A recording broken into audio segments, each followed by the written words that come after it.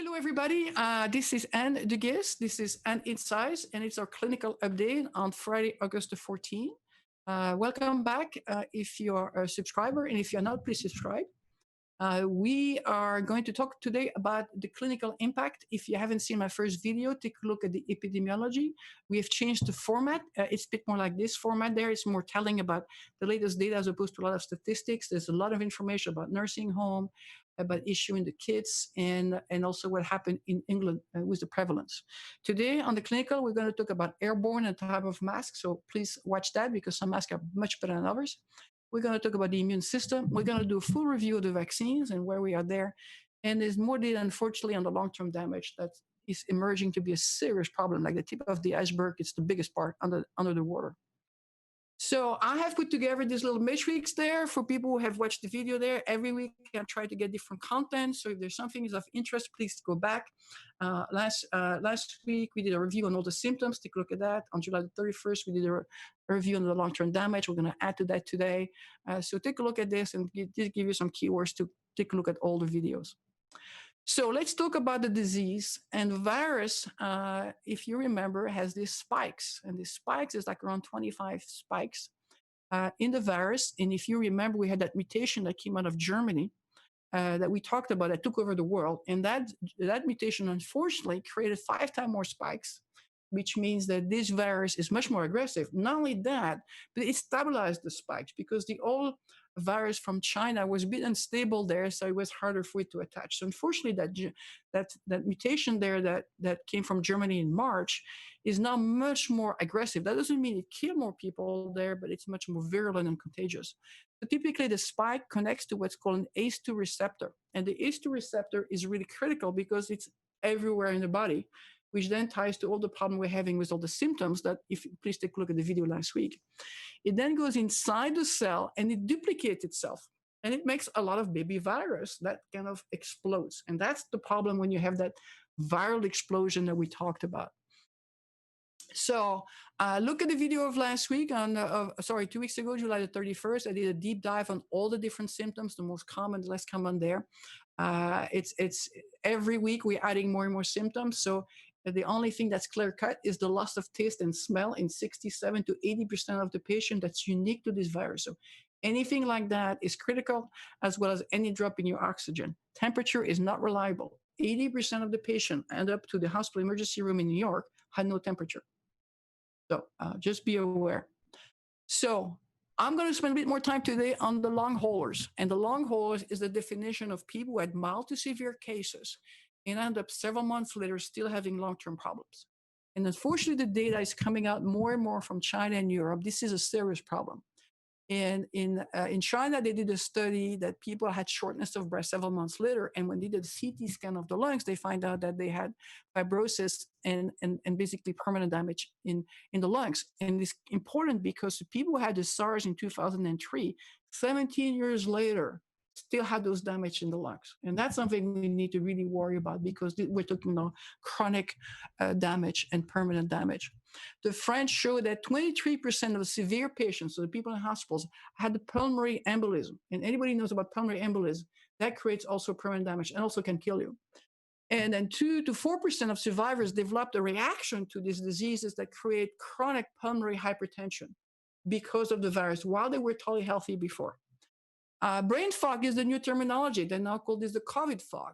And that's people probably have had TIAs, transischemic attack, or mini strokes that did some damage into the brain, and they have losses of neurological functions, cognitive functions, memory. In Wuhan, it was 36 to 46% of the patient. That is a stunning number. Cardiology. Remember, this virus attached to the ACE2 receptor. There's a lot of ACE2 receptors in the cardiology system. There is a protein called troponin there, which shows that people had the damage to the heart. It shows an inflammation and a myocardial injury, and that's 20% of a hospitalized patient there. People have also done some cardiology and using functional MRIs, and they saw that there was inflammation and damage to the heart. And so big problem there. Some of that could be treated, some of that could be permanent. Chronic fatigue, we're going to see 100% of the patient. Some people take months to get the smell back.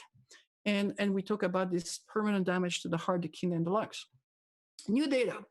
Up up to 30% of people are starting to report what's called neurological effects, which they now call the COVID fog. And that's headache, dizziness, the loss of smell, cognitive impairment, mood disorders. Some people have hallucination. They have PTSD syndromes. They have anxiety and depression, like a very high percentage, 30 to 50%. They have also what's called muscle disorders. Some of them have to take, like in Italy, they had to do 6 months of physical therapy rehab. What are the causes? Clearly, the blood clots, as we have seen in the past, goes everywhere, and that creates damage to the tissue and ischemia to the tissue there, which creates some of this problem afterwards, and that could upload to stroke. This is a bit more worrisome. There's a concern now that there's what's called the demyelination of the nerve. That means it's stripping the nerve of its protective shield. If that's the case, that can lead to autoimmune diseases. And these autoimmune diseases, it's for life. You have a permanent damage there. And these are the ones that create all these weird things like inability to speak or to chew, double vision. And there's a concern that this virus is the priming event that triggers something that you may have been vulnerable at, but you didn't have yet. Or maybe you would have never had, but you were, for genetic reason, you may be more vulnerable. And this is the thing that's fascinating or scary, is that it's not for the severe case. It's across the board. It's across the board from mild to medium to severe, and it's also across the board from young to old. So when we are arguing about is this a 0.5% mortality rate or 3% or 5%, it is irrelevant. The true question we should ask ourselves is that do you want to take the risk that could be from 30 to 60% to be permanently damaged with long-term problems for the rest of your life? And that's what I think we need to get the message out. So please spread the word. Now, a study just came out by a company called Survivor Corp. And they have done a survey of survivors in the US, and this was done by Indiana University by Dr. Lambert. And they asked them, what are the symptoms that you have? And you can see they had like over 2,000 people in their data sets. And in that pink color there are the CDC reported effect. They have shown 98 symptoms. And the biggest one is fatigue. 100% of them is what's called chronic fatigue, where you really can barely go up the stairs, which is tied, of course, to the muscles problem and the shortness of breath, which is, a problem with the lungs as well as the heart. It is an astonishing list of symptoms. But the big one, as you can see, is the ability of having a normal life. So more data is going to come out. We need to stay on top of that every week and bring more and more. I think it is a big issue. A famous actress reported hair loss. She literally picks her hair there, and all the hair is coming out like people who have had chemotherapy there. This virus is a train wreck on the body. In addition to having all these symptoms, 26% of them are in pain. And the type of pain we're talking about, headaches, joint pain. Basically, it's a massive inflammatory response of the body there with all the things that gets associated with it. Now, let's talk about the immune system. And as a result of that, how can the vaccine works? So we talk about the immune system being made of the innate immune system, which is what you're born with, which is the first line of defense of the kids. The innate immune system is responding immediately, but it's not specific. Anything that looks abnormal, it goes attack. And it produces what's called the cytokines. Now remember the cytokine storms. That means when you have too strong of an innate immune system there, or it doesn't respond right and self-regulate itself, you lose control on your response. But you probably have had a situation there where you cut yourself and you have that redness around the area that you basically cut yourself. That's the innate response there. In addition to that first level, which is at the skin level and white blood cells that we have in our body that continuously are looking for these invaders there, we have in the lymph nodes a messenger that have a memory called the T cells. And these T cells are getting more and more important because what we are discovering is that some people who have been exposed to coronavirus type, like the common cold in the past, still have this memory, not specifically to the COVID-19, but enough to create a response. And then, as we're aging, unfortunately, our innate immune system gets weaker and weaker, which is why you see a lot of the older population there ending up losing control of their response and end up in the hospitals. That takes minutes for the body to respond. And then we have this other system called the adaptive immune system, which is every time you get exposed to a bug over your life, you develop some antibodies. Some last for a long time, some for a short period of time, but the body remembers those exposure there. That response is a few days. It's not instantaneously there. So the adaptive system has what's called a killer cell. These are the one that goes and they kill the infected cell. So this is attacking the invader outside the cell. The T cells are attacking the cells, detecting they've been invaded to stop the production of the virus. Because remember, the cell goes inside and basically make little baby virus. And then this is something that we call the helper T cell. And this is interesting because the helper T cells have this memory to say, hey, I've seen this before. Go get me that T cell that's really specific to this coronavirus types and go attack, that virus before it goes out of control. And that's the one that we want to build with the vaccine because that is extremely specific to the COVID. So in the vaccines, we want to do two things. We want to build the antibodies, which is attacking the virus while it's outside the cells. But we also want to get a very specific T cell and the memory of that T cell, which is what the vaccine is all about. So when they see a cell that's been infected, it kills it before it continues to duplicate itself. So the memory cells are important there because what it does is that it basically boot up the adaptive system in a very short period of time instead of waiting for days. So the idea of the vaccine is that we want to build not only the antibodies, which you may have heard about it, but we know the antibodies don't last very long, but we want to build this T cells memory so that as soon as you get exposed again, you have this really quick response. Now, the problem we have is that the T cells, as we're getting older, we have less memory cells, so we have a slower response. So we may need boosters, and that's you're going to see some of this vaccine. They may need a booster after 3 to 6 months. So let's do a bit of a deeper dive. How is COVID handling our immune system? And you can see the little guy there is attaching to the ACE2 receptors there. The problem of COVID, which is why it's such a bad virus, somehow it delayed the launch of the innate immune system. When you get that first contamination of the virus going to your lungs or going for your nasal there, somehow we don't respond to it. It hides itself, it's stealth. And what we see, what they believe is that there is a product called interferon. It blocks the interferon, which is essential to block the replication. It fools the innate system, and therefore we don't have that response we normally have when you have a small amount of viral load. So then the virus continues basically to duplicate itself. And remember, we have a very short window where you can control before it gets explosive and exponential there. So if the innate branch is slow to mobilize, that means we have a delay before the adaptive branch kicks in, which could be days. And that may explain why some people, after 5 to 7 days, end up losing control, end up in the hospital, and some people not. We also know that somehow COVID seems to be impacting the way the T cells works. And it's basically getting our adaptive system, which is our second defense system, to underperform. It somehow is creating an immunosuppressed state. And they've seen that in some of the blood analysis they've done in the body there. So it's fooling the T cells to not kick into action. So we have a dual failure of our immune system there, which allows for the virus to go deep into the body. It goes everywhere. Instead of staying in the lungs and in the nose, which you will have, for example, with the common flu, and the cold, it spreads everywhere. And it has the time to go into the lungs, the kidneys, the blood vessels, everywhere. And that's why this virus is so deadly. So it basically it creates this confusing thing to our immune system there that we don't respond right. The other thing that we're discovering, which is recently, is that normally we have 3 types of immune responses.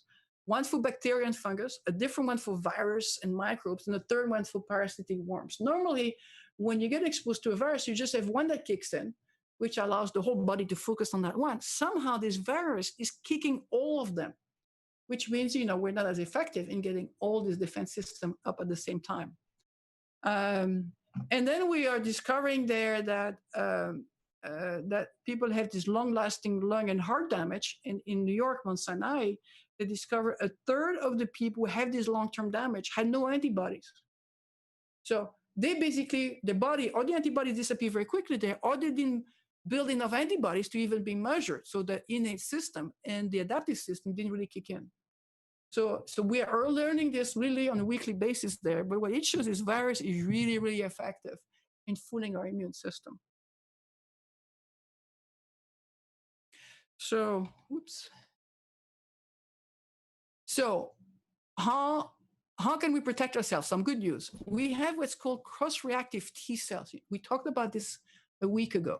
And what that is really important there, because we try to understand why some people get infected and get really, really sick and some people slowly recover. What is starting to emerge is that if you get exposed to the common cold, it turns out the common cold, a third of the common colds are a form of coronavirus. The coronavirus has mutated over the years and is now the common cold and the flu. And so we have a response to that, which is that T cells I described earlier. It's not specific 100% to it. You can see it's not 100% coverage like these people are, but it's enough to create an antibody and immune system response, which means we kick in gear to defend ourselves because there's something that looks like something we had before, not 100%, but close enough.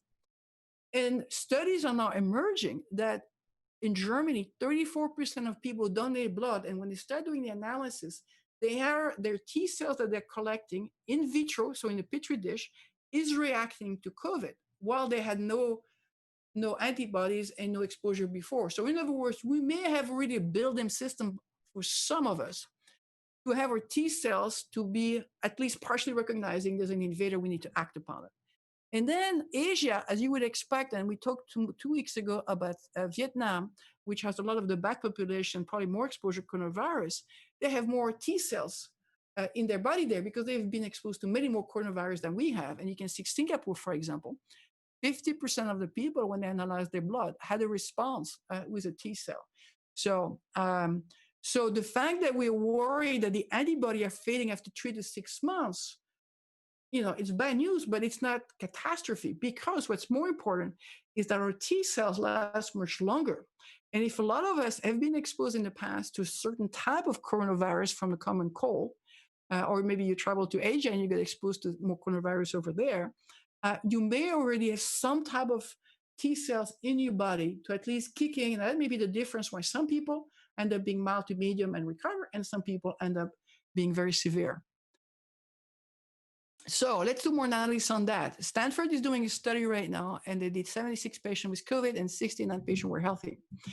They are now starting to discover 3 molecules, which are inflammation molecules, and I won't go into the details of what they are, that basically identify and can predict who is going to have a good response with the immune system and who is not going to have it. And that's a big deal. Because if we can get our testing in order and get quick tests and test those patients, we could therefore treat people differently depending on how we know their body is responding there. So what they have discovered, which is also fascinating, is that there is all this bacterial debris, which is probably all the damage the virus is doing in the lungs and the gut. That's in the blood. And normally it shouldn't be there. And so we're now trying to identify biomarkers that tell us when the body is overwhelmed and not responding right before we've lost control. Now, these are all early studies, just starting to come out. More will come out, but that's good news because science is really trying to understand how this works. Another study came out from the East Coast, which is a combination of Mass General's, MIT, and Harvard. And they did an analysis there, and now they believe they've identified 5 immune response markers that can distinguish and predict who will respond and to have a mild to medium cases and who will be severe. And what they have discovered there is that this antigen, by doing the humoral profiling, are predictive.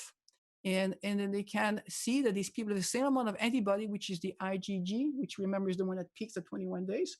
So they hope they all had antibodies. So the antibody is not determined on how you're going to go from mild to severe. It is these other markers in the immune system that they start to identify is maybe predictive there. So hopefully there's going to be more data there, because if it gets confirmed, we absolutely need to get faster test, cheaper test earlier, because that will allow us to treat people much earlier and differently. So asymptomatic, people have asked me, well, how do we know what's asymptomatic? It's estimated to be 40%, but look at this data here. It's all over the places. In New York, we believe the immunity is around 20%, and Barcelona is 7%. What we have shown here, if you look at the asymptomatic, it could be as high as 94%, which was a food plant there. And you can see that 40% is just an average there. It's a very broad range. And what they have discovered is that if you have been exposed to some of these prior coronavirus there, you may develop this antibody and you are asymptomatic, but you are infected because your immune system is kicking in and it's working right. You just have some symptoms, but it's not severe. Wearing a mask does work. I don't know how many times I have to say this. What they did a study is on this cruise boat from Argentina versus another cruise boat called Diamond Princess that we all remember from March. In the Argentina boat, they all wore a mask because we had learned. This happened a little bit later. That happened in April or May, June.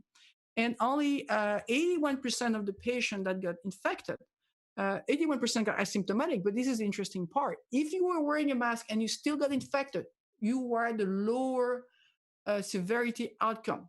So wearing the mask not only protects you, but also give you a higher probability you're going to get a mild to medium case as opposed to severe case. And the data from these two studies there clearly show that the surgical mask, which is what they were wearing on that boat, had significantly milder cases than what should have happened because they were wearing a mask. So they had an infection rate, but it was not as severe. So wear the mask is not only to protect other people, but also protects you from having a lower viral load. And there's clearly a relationship between the amount of virus you get into your body and the severity of the outcome. Unfortunately, we're all getting cabin fever, and there's a lot of outbreaks that are coming out from small family gathering. It's like one thing after another. People have this outdoor barbecue, a small birthday party, or small weddings. And unfortunately, it's really hard to control everybody, and you have these outbreaks that comes off even small group of 15 to 20 people there. So please, be careful and make sure you have this conversation with your friends about what the right thing is, as far as what they are doing. So how do you catch COVID? Remember we talked about that the virus attached to the ACE2 receptors there typically enters through the nose or the mouth, in certain cases through the eyes. And it gets into the lungs, and then the body fools the immune system, and therefore it propagates through the bloodstream all over the body and attach itself. So we have learned a lot in the last several weeks. Initially, if you remember, we were really concerned about contaminated surfaces, the droplets, and they last on cardboard board for 24 hours, and they last on plastic and metals for several days. More and more, unless you are into a high traffic doorknob and elevators environment there, that the surface contamination, it may not be the drivers on how we're spreading the virus. And if you're outdoor with a mask or 6 feet, open air dilution is very protective. What is very clear is that the risk is the amount of viral load. Remember, if the person has no mask, it's a significantly higher viral load than with a mask. If the person is there with you for 15 minutes versus 30 seconds, so the time is important. And then the frequency. Usually half the cases are from people that got into the household, so because you see the same person over and over again. So what's a big driver is when you are in an environment, when it's a close-up near a person there, the direct person interaction, the sneeze, coughing, people singing or making deep airway coming out of deep into the lungs. So pretty much a gym, a bar, a choir, all of that is a very dangerous environment there. Ventilation is a big issue. Look at the ventilation. If there's air conditioning blasting the thing towards you, go on the opposite side. If people have air conditioning speed that's not big enough and the air is stagnant, that's another problem there. As a rule of thumb, everything over 15 minutes at 6 feet, could put you at risk. And a couple of videos ago, we did look at all the different cases there that clearly show that time is very important there, as well as distance. And then there's more and more data confirming that super spreading event, that really 80% of the transmission are being driven by these high density indoor events. And these are the ones that are really driving the virus. So to protect yourself, mask, distance, and ventilation. And we're going to talk a little bit more about that. We have to differentiate between the respiratory droplets, which are these big size droplets coming out of your mouth. And these are the ones that are heavy and they drop within 6 feet typically in front of you, or they could be on surface there. And therefore, you need to be careful of your shoes. You should, when you get back home and you walk in the supermarket, there's droplets everywhere on the floor. Same thing for your kids. So when your kids come back from school, let them change shoes to go inside the house and have outdoor shoes, at the entrance, and indoor shoes on the inside, because the shoes are probably contaminated. Or get shoes that you can wash, but that's probably practical to have 2 pairs of shoes. And then we have what's come out in the last few weeks, which are the aerosols. And the aerosols is really, really tiny particles, less than 5 microns there, that floats in the air, and they can be influenced, we talk about this, by the relative humidity. The drier it is, the longer they stay in the air because they're smaller. So therefore, ventilation is really important. open the windows, get airflows. Ideally, like to get an air condition that go from the floor to ceiling instead of the other way around. So an interesting study came out of a hospital in Florida, and they were able to capture, which turned out to be harder than it looks, a sample of the air in a room of two patients in a hospital setting. And what they find out is that they were able to identify live virus from the aerosol 7 to 16 feet away from the patient. So much further away than what we were thinking about. And they showed that the viral genome is the same genome than the one that's from the patient. So it clearly came from the patient breathing out. And so they're viable, they were contagious. And so therefore ventilation is really critical because this aerosol stays in the air for a long period of time and they're much more than 6 feet. And so you want to get a very good air change of the air. And it turns out in these rooms, they were pretty well set up. They had good ventilation, so they found. They had ultraviolet irradiation, a whole bunch of safety measure, and the damn thing was floating everywhere. So just be aware, the aerosol is what we need to keep an eye on. So what they discovered is that you could grow virus in the air at over 60 feet. And this is a sample of the paper if you want to read more. I mean, it's pretty interesting to read.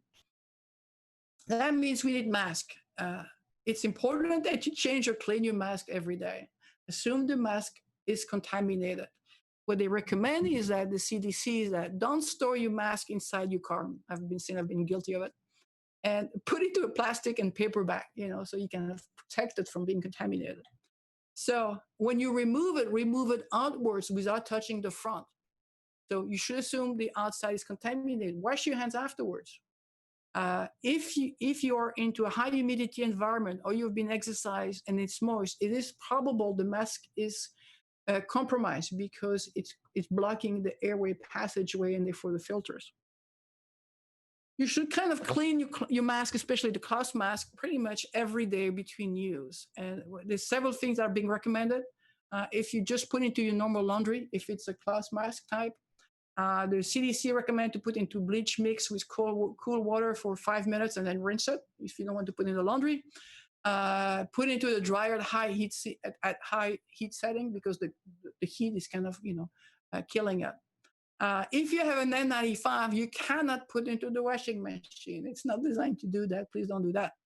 So I personally am exposing it to the sun, for a couple of hours, and I basically switch between masks. There are concerns that it could degrade the filter media over time, so that's a bit unclear. And then in a hospital setting, what they do is that they have this special room with UV lights, which is called the UVC, but it's hard to use this at home because they're bad for your skin and they're bad for your eyes. So just be aware, and it's hard to change N95 every day because you can get the N95.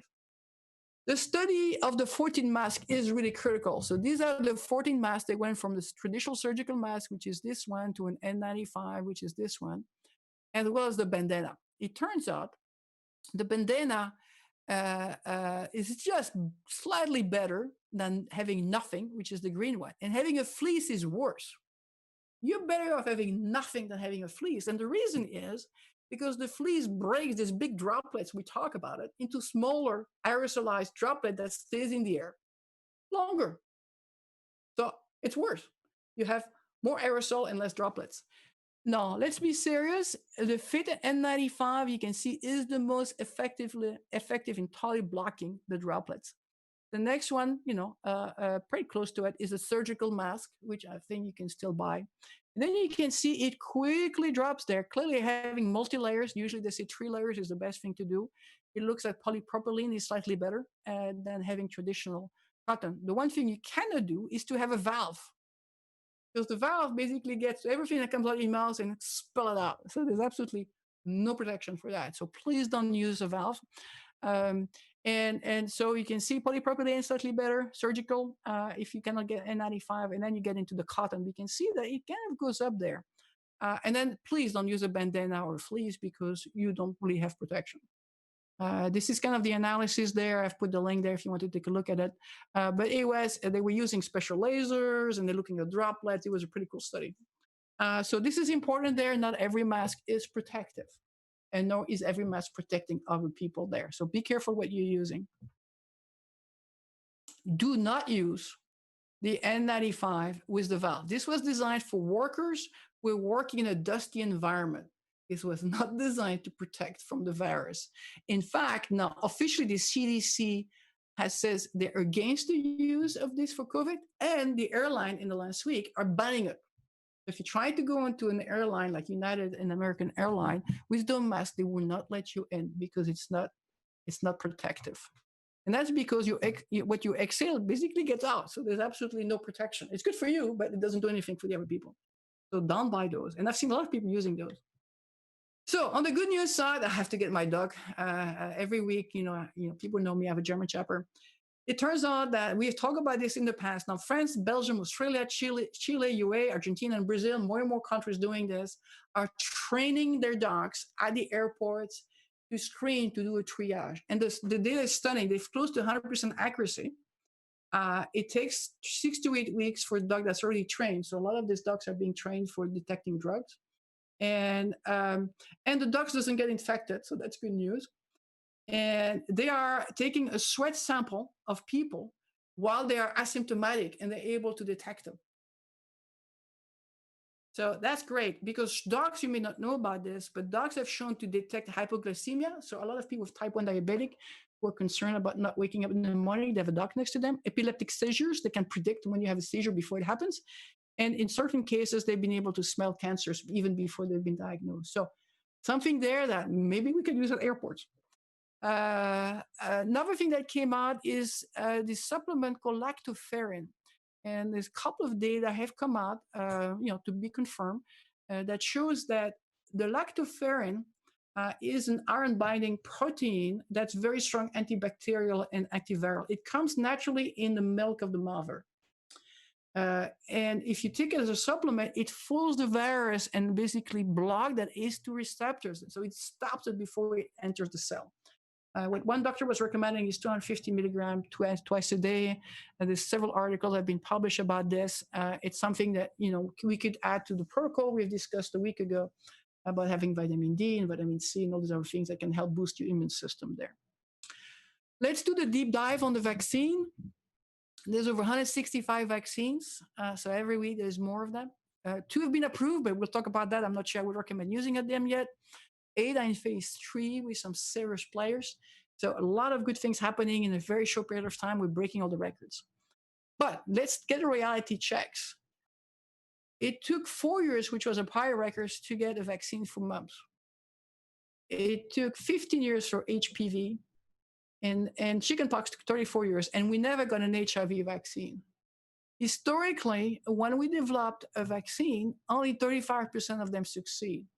So we need multiple shots on goal, and I'm trying to manage people's expectation. This may take us until the end of 2021, until there is something that we all know is safe, effective, and durable, underline durable, it lasts more than 3 months, that we can start giving to the mass population. So the US already bought $9 billion of a tax money to buy vaccine, and they're doing multiple shots on goal. This is the Operation Warp Speed. They made a deal with Moderna for $1.5 billion for 100 million doses, which I calculate to be $15 per dose, but you need 2 doses per person, it's $30 per person. Supposed to be provided for free to us, so we'll see. They're in the middle of trials. We'll talk more about that. J&J got a deal here for $10 a dose. Pfizer BioNTech got a deal for $40 for 2 doses. You can see the prices, is a little bit everywhere. And AstraZeneca is the best bargain. It's $4 per dose. So let's take a deeper dive on those drugs. Just a reminder, there's 5 types of vaccine. The one you're familiar with is the flu vaccine. So you take that vaccine and you basically make it weaker, you make it inactive, and then our body responds to it so that when you get exposed over the winter time, we have this antibody we've built. So clearly we don't want to give a live vaccine to anybody because we have no way of treating this. So doing live vaccine is not an option for this disease there. Now, there are some people working on weakened vaccines, on weakened virus, so we'll talk about that. And it's usually more in other countries than the US. And then we take a virus that's dead, and then we basically force the body to respond to it. And we take a different virus, which is like an adenovirus, things that have been used for other type of diseases, and we attach to that a piece of it so that we create that response. And And then the other approach is what you may have heard called mRNA, which is a new way of doing vaccine that has never scaled up and has never been used yet, but it's the fastest one to be tested. And that's when you take a piece of the cell and you synthesize it and you create a protein that the body hopefully responds to it. So it recognizes something. So it's not a virus, but it's a piece of the protein. And so let's talk about all of this in more detail. Remember, we're trying to get these two responses, which is the antibodies, which doesn't last very long, and more importantly, the T cells, which may provide a longer immunity. So if you look at the vaccine in development there, not too many inactivated because we don't really want to take a chance that COVID creates a problem there. Most of them are called protein-based peptide. I'll explain that. And then we have all these different categories there. So the good news, we have diversified our risk. We're doing multiple shots on goal and different approaches there. So we're going to develop a cocktail of vaccine, not just one silver bullet that's going to take care of everything. mRNA, in the traditional vaccine, you take an existing virus and a pathogen, you make it weak or you kill it, and then you get the body to respond to that presence there. In the RNA, we take a piece of the code of the virus. So we take a piece of the virus and we create what's called an antigen. So we create a response by the immune system to this abnormal thing in there. And there's a couple of issues with that. We don't know how long the antibody lasts because it's a new method that hasn't been done. It turns out that it needs multiple doses. It's pretty clear we need to do 2 doses at 28 days. Some of them have to be stored minus 80 degrees C, so that's a lot of supply chain issue and how to manage that. And then we have to do 7 billion doses. That's a lot of doses to do that worldwide. So let's take a dive on the mRNA, which is the one you may have heard about. It's all over the news because it's the one that's in phase 3 trials. The good news is that you take a piece of the virus genome and you strip a piece, so a little black thing in there, and then you inject it into a fat bubble, what's called a lipid, and then you try to create a response, which we call this the antigen, so that when you inject into the body says, oh, this is abnormal, and I'm going to build antibodies to it, and I'm going to build the T cells. So the good news is that it's fast. That's why they're all going into a phase 3 clinical trials with 30,000 people. We have never had those type of method approved for a vaccine. We have never built them in large scales. It has that cold supply chains, and you need 2 injections at 28 days apart, and then you need a few more weeks. So it takes probably 2 months to build the response system, at least 6 weeks.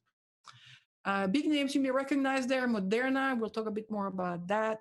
We have Pfizer is very active in this phase there, but lots of players. Sanofi is a big European company there that knows how to make vaccine. And if we do an update, 2 of them are in phase 3 trials, which is Moderna, and this is a partnership with the NIH. The US government has already bought 100 million doses. Remember, we need 2 doses, so it's 50 million people. The government had invested over $950 million into the company, and they're in the middle of doing a phase 3 of 30,000 patients. They just started in July. Another company that you may have heard is Pfizer BioNTech. The US has also bought 100 million doses. Japan has bought 120 million doses, and the EU has bought 400 million doses. And they're in the middle of phase 3 that just started a couple of weeks ago. And then CureVac made the news because they're based in Germany. The US government tried to get them to move their R&D to the US, but they stay in Germany. They went public. And now their value is over $8 billion, and they've raised over $1 billion. And they're a little bit behind, but they clearly have a lot of money to accelerate these trials. And remember, with that technology, they can go to trials pretty fast. And so another approach is called a viral vector vaccine. So in this case, you use another virus, like the adenovirus from the flu, and then you put into that virus a piece of the COVID to fool the system to respond to that, so that it just doesn't respond to the adenovirus, but it responds to that piece that's within it that's unique to the COVID. And so the good news about that is those viruses, we know them very well. We've been using these vaccines for a long time, so they're harmless. We know how to manufacture them. And we just have that little piece of the gene that's not infectious that's inside, so it's very safe. But it takes some time to build the immunity there. And you may need, we don't know how long it lasts, so you need the booster shot. You may need 6 months, and you need another shot, in 6 months. So these are all the unknown there. Some of the name you may recognize there is J&J is active in that area there, so is Merck. A lot of the Chinese, and then we're going to talk about the Russians. The Russian have approved a drug in that area there. So let's do a deep dive on some of those. AstraZeneca is one of the one that a lot of people are betting on, and it's a relationship with the vaccine that was developed by Oxford University in England. They sold 300 million doses for the EU, 27 states. Remember, the EU has put together a coalition there to buy in bulk for the whole of EU to help support the states that have lower income versus the states that can pay more. They're in phase 2 and 3 in Brazil, and they have already building the capacity because it's a traditional virus that we've built before to do 2 billion doses. So that's the good news about that, is that the manufacturing, we know how to do it. Another one that's in the news is from China. It's CanSino Bio, and they're using the adenovirus, which is the flu, called 85, the common cold. And they started July phase 2 results, so they're a little bit behind. But being China, they say it's enough for us. We have a few hundred patients there. We're going to approve it, and we're going to give it to a military and see how that works. And in parallel to basically injecting their army, they're doing a phase 3 study in Saudi Arabia because, of course, they want to sell it to the rest of the world, and they need a bit more data for that. J&J is doing a different version of the adenovirus called the AD26, and that's the one that they used to develop successfully the Ebola vaccine. So again, lots of knowledge on how to do those. They have also contract from 30 million doses in the UK with an option of 220 million doses, and then the US has about 100 million doses. So these are the big contenders that you can see are ahead. Now, let's talk about Russia. They just approved a vaccine called Sputnik 5. Remember Sputnik, for us old enough? These were the Sputnik with the 2 dogs that went into space a long, long time ago that bid the American to go into space. So there's a lot of political positioning here, if I'm polite. And so they approved it. It requires 2 injections. It's using an existing human adenovirus, so again, very well known. And they put inside a piece of the COVID, usually the spike, because that's the one that the body responds to. It was used for Ebola, so they have some experience in building it. But the leading respiratory doctor who basically tried to stop the approval on the ground that this was not safe, and this was violating the medical ethics, basically was forced to resign. The product was approved. It's now being distributed to the healthcare workers and the teacher on a voluntary basis. The daughter of Putin used it, and she was fine, so it must be working. And in parallel, they have not even started phase 3 trials. So we really have no idea of the safety. Now, we know that this is an existing adenovirus, so the safety is probably not a huge issue, but the efficacy and the durability, these are the 3 criteria, is what we don't know yet. So that's approved technically, but it's not being recommended to use outside Russia. Another one that's approved with limited is the one we talk about in China, which is this CanSino, which is using the adenovirus 5. And the issue there is that it has been reported that 9% of the patient develop some severe adverse events. And that's a very high percentage there. It's not mild, you don't feel great. These were severe adverse events. So we'll see when there's more data coming out. So Scott Gottlieb, who used to be the head of the FDA, was saying there's really a lot of concern about not just efficacy, but safety with that one. Another type of vaccine is what's called a subunit vaccine. So you take a piece of the protein fragment, so it's a sub-piece of the COVID, and you inject it into an insect cells or a yeast, and you develop a viral protein. So it's a protein that has the signature of COVID. And this is the way we've built the hepatitis B vaccine, if you're familiar with that. So the good news, we know how to make it, we know how to research and all of that. And so it's a proven approach. But it takes more time to get there. So around 40% of the protein are using that approach. It's usually using that spike protein to basically to create that reaction there. So we believe it's going to get a strong immune response in the duration there. There may be a need for booster shots, but we don't know yet. Companies in that area there, you may have heard about Novavax. We'll talk about them. And Sanofi is doing multiple bets there. So is GSK. So GSK and Sanofi are all very big pharma companies who know how to make a lot of vaccine. And so the one there, you can see they're still in phase 1, phase 2. but people are taking bets. So Novavax just got a lot of contracts in the last couple of weeks. They got 60 million doses from the UK government. They got $1.6 billion investment from the US government. The US has received, has placed an order for 100 million doses to be delivered by Q1 2021, but they haven't even started phase 3 until October. And then there is the Chinese group Clover Bio GSK, which got some investment from the CEPI, which is a coalition of non-American countries. So it's mostly Europeans, and I think Bill Gates is involved. I don't fully remember there. Who are basically funding those type of virus there, which is we know how to make them. And then one of the last type, if you remember, is what the traditional flu vaccine is, which is you take a piece of the virus and you weaken or you inactivate it. And that's the way we have done the polio, the flu vaccine, the MMR. That's the traditional way we make vaccine.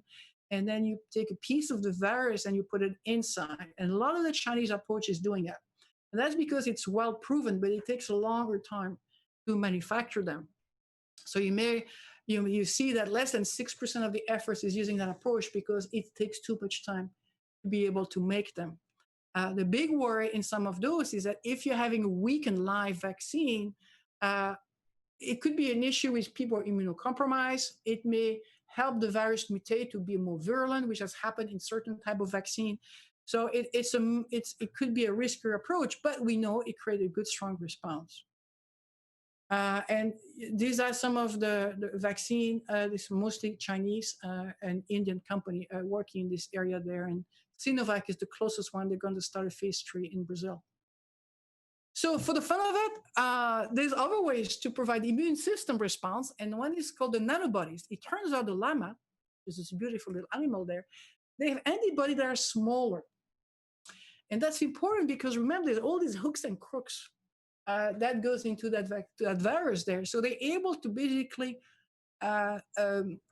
de-amplify and block the access to the ACE2 receptors by using this kind of smaller size antibodies there. It could be extremely potent because it could be delivered as an aerosol spray. You don't have to deal with injections and nurses and the cold supply chain and all of that. So it will also allow you to have a lower dose because when you deliver into the lungs, you need a significantly lower dose than you have an injection into your muscles.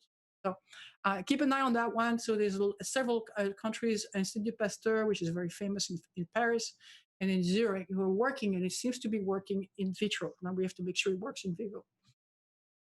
So what it means is that get your flu shot this year, because what you want to do is everything you can to boost your immune system. One of the things the flu shot does is that it boosts the immune system. And on the average, only 40% of Americans get a flu shot. They are now making significantly more doses than they normally do, just because they want to give it to everybody in this country as much as possible before we get into the fall. So we need a proactive campaign by employers and public health to really have everybody get the flu shots, including children. So let's talk about a different subject. Mental health is a massive problem. CDC has reported that over 40% of people in the US are struggling mentally. And the number is kind of scary. 11% are considering suicide. They're totally overwhelmed with everything that's going on. 31% are basically clinically having depression or anxiety levels. And I'm not talking having the blues. I'm talking things that require intervention. I'm working with people need help or they need to get surveyed. But this is the interesting part. This 18 to 24 years old, which could be your children there, 75% of them have a hard time coping. A lot of the older people like we have seen so many things like that. We get anxious, but we have gone through a lot of roller coaster in our life. These people, it's the first time that they have this really unknown world. They don't go to school. They go into this online session there. They don't have the support system there. So keep an eye. This is a really high number. The unpaid caregivers are having also a lot of issues there. They're not being paid, but they're going into an environment, that can be very dangerous there. The no high school diploma is probably because people who have low social economics, they're in higher density. And we've seen, like in San Francisco, we discussed that this prevalence that we did in San Francisco there, that it was people with low income who were forced to go out and therefore had higher chance of getting exposed there. And again, the 25 to 44 years old, 52% are overwhelmed. These are massive numbers. We have never seen numbers like that. To give you another idea, and McKinsey did another survey on the thousands of people there, and they found out similar number that over 50% of people were under mental distress. I'm not talking, not feeling great, mental distress. And again, same thing. The young population there, this is the high level of distress, which is a dark color there.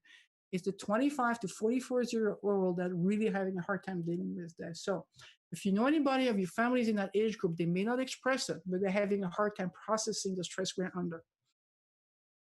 And one of my last slide is online schooling. Well, this is all great for the school, but what about the parents? A lot of the mom and 67% of parents, the wife is working there, and they are now being forced. 68% of them are being forced to change the way they're working because they have to supervise the kid, even if they're online classes. And then you would expect it's a function, of course, of the age group, and that they have to work more from home, or they have to change jobs, or they have to reduce the number of working hours. So that is going to have an impact on women, but also the economy. So this is not just the safety of the kids at school we're talking about, it's this cascade of events. So I hope you have been enjoying the video. Please post it to your friends if you liked it, and subscribe. And I really appreciate you listening today. Stay safe, and see you in a week.